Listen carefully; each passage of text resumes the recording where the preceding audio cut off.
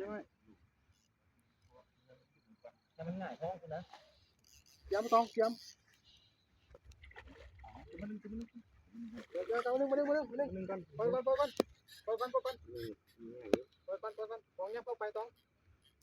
น้ำยัง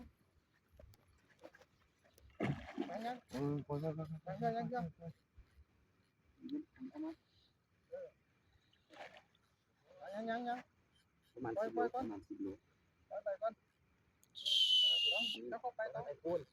ต้องยับเข้าไปต้องอยู่ใกล้ไก่เห็นไหมขึ้นแล้วยังระวังเรานับ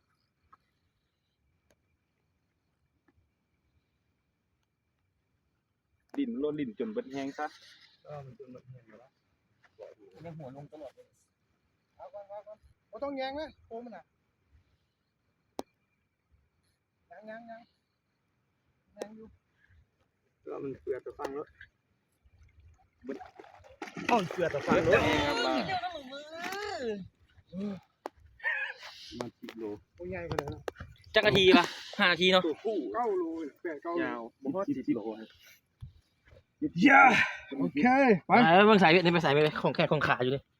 เอาน้ำเงี้ยวโอ้เต็มปากมาคักเอามือกันทายมึงดูเขาอันนั้นยิงนี่เขาเงือบบน แนมหน้ามาดู กลัวเลือดมันเจอเดี๋ยว สงสัยเพิ่นอยากกินเลือดแหละค่ะ กันไป ท้ายนี่แม่เขาเป็นคนโกหกเลยเป็นคนเตือนได้นี่นะ โอเควันที่23 เดือน 3 2025 เป็นคนเตือน สายลุยฟิชซิ่งลองเหงื่อแตกแล้วเหงื่อใหม่ โอเค ใหม่